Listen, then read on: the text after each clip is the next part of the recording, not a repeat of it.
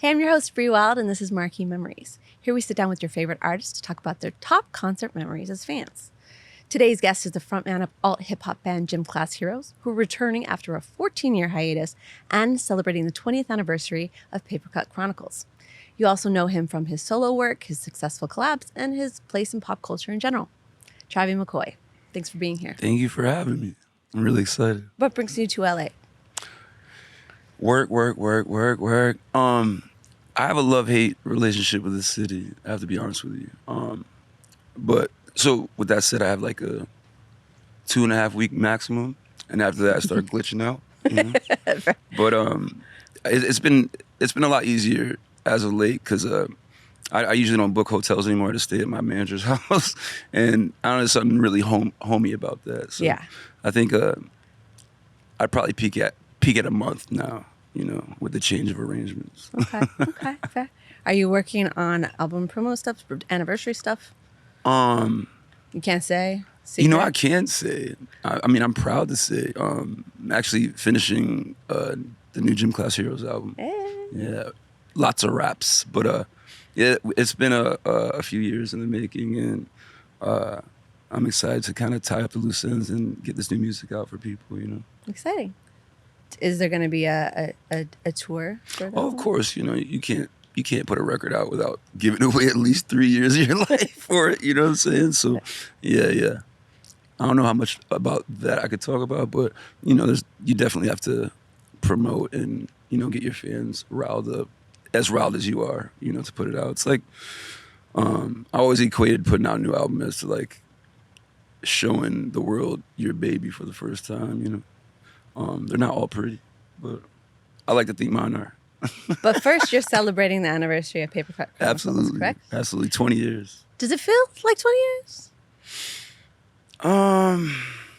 In retrospect, not really. Which is exciting, you know. JD, Jonathan Daniel, shout out to Jonathan Daniel. He's always been like Yoda to me, and he said to me once, "You get your entire life to make your first album," you know, and it just stayed in my head. So after we finished, I'm like, "What the fuck am I gonna talk about now?" It's like 22 tracks of my life, and I was 18 or 19 at the time, you know. Young. I'm like, oh yeah, I still have a lot of life to live, so hopefully it'll work out. It worked out, you know what I'm saying? It sure did. Yeah. Awesome. Well, let's jump into some of your memories. Are you sure you want to do this? That's what it's called. We got to jump into it. Milli Vanilli, the War Memorial, 1989, Rochester, New York. Milli Vanilli? That's the exact. Whenever I tell people, what was your first? When I say Milli Vanilli, I get the same reaction every time. That was my very first concert. This was obviously, I think I was about 6 or 7, so I had no idea that they were lip syncing. Nor did I care. Nor does it really matter. You wouldn't look for that. You know, you're 6 or 7. You're like, it's a show. I knew that I loved that song. Girl, you know it's true. And there's another one. Ba ba ba ba baby, don't forget my number. So my mom surprised me, and I just got home from school, and Rochester is about 45 minutes from where I grew up in Geneva, New York. And she's like, we're going to, I think she lied to me and told me that we were going to like WrestleMania or something. I think she fibbed a little bit, but we got there. I think, I can't remember who opened up for Milli Vanilli, but I do remember they came out as ninjas. And this probably wasn't them either. So they were probably fronting the audio and the visuals. But hey, it was the 80s, you know. So they come up, there's a blue ninja and a red ninja, and they do like this whole sequence fight, and I'm just like, what is going on? All of a sudden it goes black, and I hear, girl, you know it's, I'm like, I look at my mom, I'm like, are you kidding me? Like, and the whole my first concert experience, so the whole time I'm just like jaw dropped. Like, it was insane, absolutely insane. I think I would say it wasn't the concert that made me kind of like, I think from the age of like 3, 4, or 5, I was in the bathroom with the brush, you know, singing in the mirror, like, this is what I'm gonna look like on stage, you know, like very young age, I can remember. But I think that concert was like, I think I may have even pitched the idea of the ninja thing to my band a couple times, but they weren't with the shits at all. So they came on as when they came on as ninjas, you still didn't know it was them until they started singing. Well, you can't. Well, when they did the blackout, they both had red and blue, like you know, the suit jackets with the shoulder pads. Oh, very 80s, very So 80s. yeah, very very 80s. So it kind of, you know, like, oh, they're the ninjas, I guess. You know what I'm saying? Got it, Like, got it. I never got that in depth with this Milli Vanilli story before. You're like, go back. Tell me more. I could smell the popcorn and the Budweiser. It's disgusting. Yeah, so you got to hear your favorite songs at that show. Was that at the beginning of like your show going, or like That, as far as I remember, I think that's as far as I can. Yeah, and then I my second concert, which is even crazy to think about, was MC Hammer and Boyz II Men, and I believe it was this group called Seduction.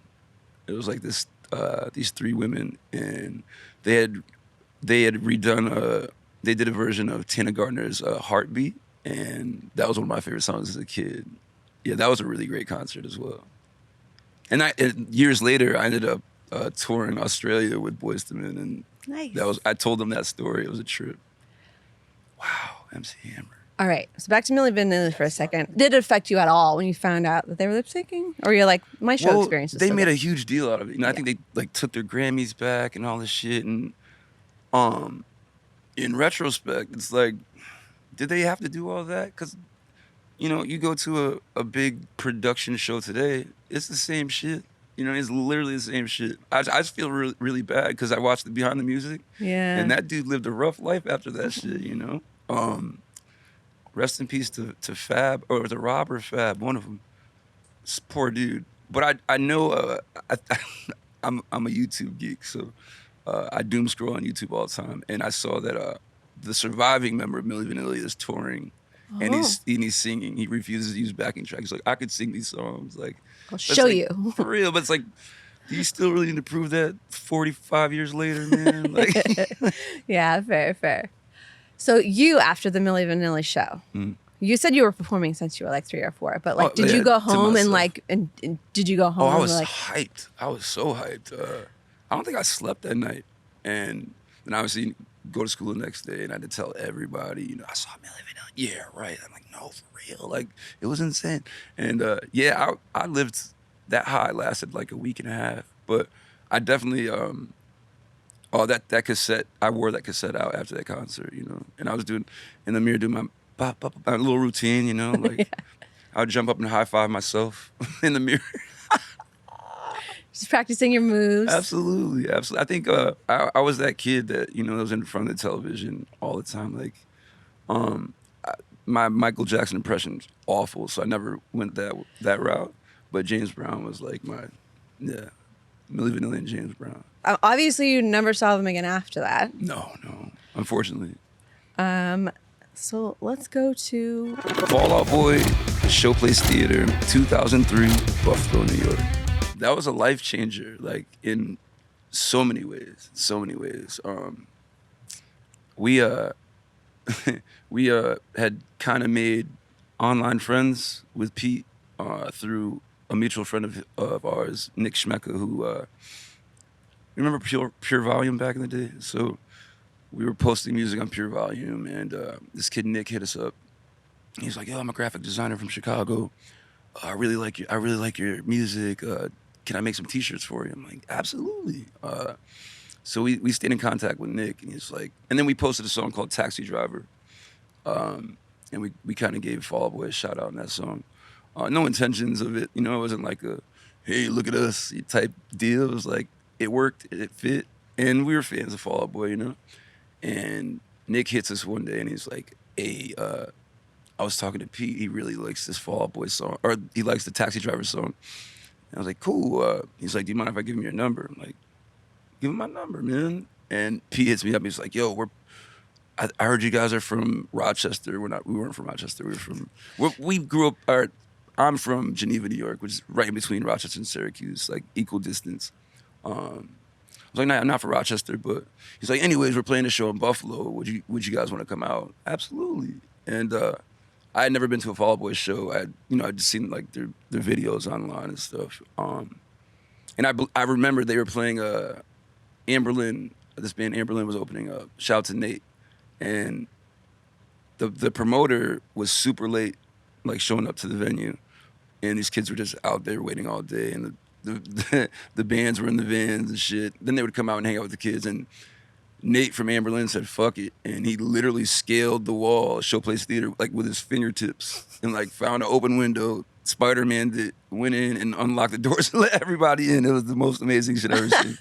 And Amberlin crushes it. I believe there's another band, I can't remember who at the moment, but Fall Out Boy plays, and we're kind of in the balcony, so we could see everything. And I had never seen a room full of kids hang on to every single word. I mean, like Take This to Your Grave, Matt and I had on repeat, since we got it, but I had no idea. Like, you could feel it, you know what I mean? And I looked at Matt and I was like, I want that. You know what I mean? Like, whatever that is happening, I want that. And we hung out with him after the show, and I told him, like, I've never seen anything like this, man. I remember Patrick saying, "You can have it, dude. You can have it." Like, I hope so. Like, you know what I mean? We ended up getting it in some way, in some fashions. That was a moment for sure. Like, I got tingle bunnies thinking about it. Like, it was a great show. And the energy, I mean, these fuckers were jumping off walls and shit. Like, it was beautiful. It was a beautiful moment. I grew up going to hardcore shows, you know what I mean?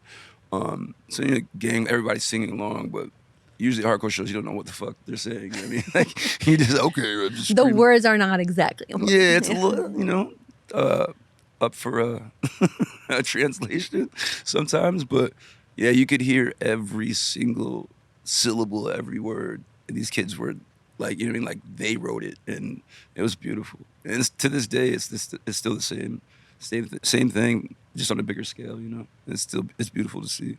Yeah, I'm a Fall Out Boy fan myself, and if there's something about like wanting to go to their show and like sing specific words. Oh, absolutely. And know that thousands of people are also like there. You're just waiting for like one of my favorites. I hope you choke on the words that kiss that bob. That's I hope you choke. That, for some reason, that one always gets me there. Yeah. That sounded disgusting. Fall Out Boy fans will get it. Fall Out Boy fans will get it. Word up.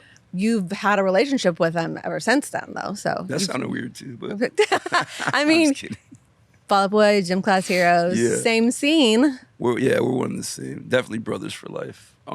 We went to meet with the boys in the dressing room and hang out before the show, and Patrick was in the corner. He's always in the corner, either on his computer, doing his thing, usually writing, but he, for some reason, I'm a big empath, and I felt something wasn't right. And I walked over, and he was like visibly like upset. I'm like, "Yo, you good?" And he's like, "Yeah, I just found out I'm getting I'm getting teary thinking about it." He's like, "I just found out Ray Charles passed away." And I'm like, this little white boy cares this much about Ray Charles. Like, and we've been brothers in soul since that day. Like, to see someone so, and I didn't get it, how someone could be that upset about, but until I got to know Patrick.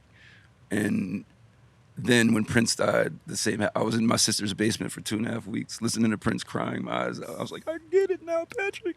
I get it, bro. I get it. But yeah, I knew Patrick was different after that day. Not too long after that show, we were touring with them, and making music with them. And I was living with Pete at one point, It's kind of crazy. A lot of that stemmed from Nick finding us on Pure Volume and us going to that show. And then after that, Pete called me one day. We were actually in the studio recording. He's like, "Hey, you want to play a show with us?" I'm like, "Yeah, sure." He's like, "Cool. It's in Davenport, Iowa." I'm like, "Motherfucker, we're in Buffalo, New York right now, right?" But we hopped in the van and drove however many days it took us to get there, and we made it there before them somehow. And I think that's when Pete was like, "Oh, these dudes are serious, like they really want this." And he kind of pitched us to Crush Management, and we were off to the races after that. Kind of. Like, I say it like it just happened, but it was a hell of a lot of work. You know what I mean? Fair. A lot of waking up at 7 in the morning and dragging all of our equipment across muddy fucking Warped Tour lots to play in tiny tents, 250 degrees for 25 people, but we always gave those 25 people the same show we give 2,500, and it pays off. It really does. I was on the 2008 Warped Tour for a website called BuzzNet. BuzzNet, I remember. We had oh my God, we had the BuzzNet phone. Yeah, so you had the BuzzNet phone. Before I turned you to the song. That's amazing. Yeah, so that was 2008 was just such an amazing year. I was so lucky to be on that. Damn. It was you guys, Cobra Starship, the Academy is. I don't even know who else, but and everything was so incestuous back then. And as soon as we were done, I had to look, all right, who's playing next? I have to run out there and do a song with them. And we would all but we always made time for each other. Yeah. It was very familial. It was really dope. That was a great summer. Do you still go to Fall Out Boy shows if you get the chance? Absolutely. I just went to one not too long ago. It was probably when we were young. I think that was the last one I went to. But yeah, I try to get out as much as I can. I saw them in Queens before that, and it still makes me feel like that obnoxious 19, 20-year-old I was when I went to see him the first time, All right, let's fast forward. DJ Cassidy, Radio City Music Hall, 2023, New York City. Yes, I was thinking of what I could get my wife for her birthday, and I'm online scrambling, 'cause I'm a last minute dude, very, very last minute, and she loved going to concerts and comedy shows, and then I see DJ Cassidy, but then I see the lineup. I'm like, oh, this is it, my gift to her and me type shit. You know what I'm saying? Yeah. So I bought the tickets right away, and it was insane. Shout out to DJ Cassidy. He curated. I'm pretty sure it was a 2 or 3 night thing, or 1 or 2 night thing, but the way he curated this was so insane. And then so I mean, everybody, my entire childhood, everything, every artist that ever touched me, did at least 1 or 2 songs, and then he would start playing a record, and all of a sudden you'd see Slick Rick live from wherever he's at. You know what I mean? He had people phone videoing in performances. It was the craziest shit I've ever seen in my life, and I definitely geeked. 3 or 4 days, I was just on this high, wow, and revisiting all those records, Cool G Rap, all the old Tribe stuff. It was a night. It was a night. It was insane. Whew. Yeah. DJ Cassidy should get a Nobel Prize for the way he did that thing. So it was some live performances, some video in. It was just like a. It was mostly live. It was mostly live. There were a couple of video surprises, but then there were people that would pop out that weren't even on the line. I mean, on the lineup, and it was just dart after dart. I don't know if I can take this anymore. Sensory overload. He did that. Who are some of the surprise people, if you remember? I remember. I think Naughty by Nature did a couple songs. I think Cool G Rap popped out. It was just left and right. And I just kept turning do you see it? Yeah, chill out. Okay. Was that the best birthday present you've ever given? One that I benefited from? Absolutely. Absolutely. Right. Absolutely. It's a gift for both of us. Yeah. Did you go and see any of the artists afterwards, or was it all these guys weren't touring? This was a special case. Oh, it was super special. But I ended up I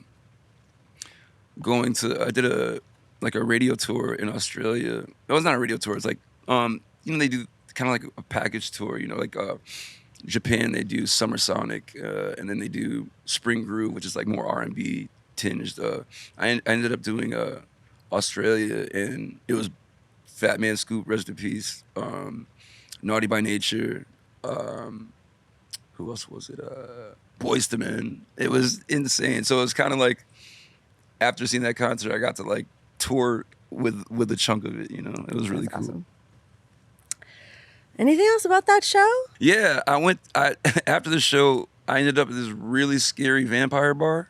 What is that? Oh yeah, I'm gonna tell you. Have you ever seen Blade? I know what it is, but I haven't seen it. Okay, so it's a vampire movie with Wesley Snipes, and he's like a superhero in the Marvel universe. And there's a scene where there's a rave, right? And the DJ is DJing, and all of a sudden, like the fire things, what are they called? The sprinklers come on. Oh, okay. In the rave, and it's like, then all of a sudden the water turns to blood, like. So I've never been to a club like this in my life. So it's all dark red, you know what I mean? Everybody's got fangs, and there's like this little cubby hole, like, and we're chilling in the cubby hole just watching, and I'm pretty sure people were drinking blood in that motherfucker. Like, I'm like, I think we should go, you know what I'm saying? It's like, no, let's kick it. We ended up staying, but all I kept thinking was, yo, these sprinklers are gonna come on, and the water's gonna turn to blood, and we're gonna get eaten the fuck up. I was scared to death, but it was an experience. Yeah, we did that after the DJ Cassidy show. I've never heard of it. I mean, I'm sure they exist. It's just like not my realm. So Not mine either. I was scared shitless. Like, but you should watch Blade. all right, I'll watch Blade. Gym Class Heroes 2026. What can you tell us about the new album? About the new album? Mm-hmm. I could tell you a little something. I've been working on it for the past 2.5, 3 years. I've kept it's been very familial as well. I've been working with my boy Asa from Electric Guest on a good chunk of the album. My boy Aaron Kanata. That's as far as I've gone, as working and collabing with other writers, and so it's. I'm really hyped on it. We've been playing a couple new songs at these one-offs we've been doing, and the responses are really good. So, and I usually just gauge new Gym Class records on how my friends react, and they haven't let me down yet. So, and they're fucking with it. So, if that gives you any idea, I think you guys should be really excited. Nice. Are you going to work any of the new songs into, like, if the 20th anniversary tour, is it going to be like very dedicated to Paper Cut Chronicles, or are you going to slip some? I think people, when these 20th anniversaries or whatever year anniversaries come up, I feel like it's a celebration of whatever we're celebrating. I think it'd be kind of cheesy for me to throw in billionaire, or, you know what I mean? Yeah. I think I want to remind people of why they fell in love with us, you know what I'm saying?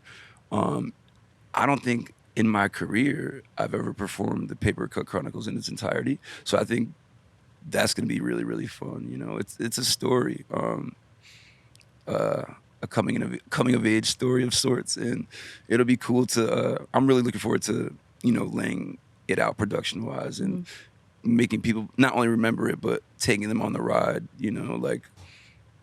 The process of making the album in front of their face, with all the songs that they fell in love with us for. So it's one of the albums that we put out that people are like, this is the one, for a lot of people, and a lot of people have been along for the ride since that album. But I'm really excited to go back. Yeah, they get to listen to it. Are you going to play it like true to track list, kind of like the way they listened to it back in the day? For sure.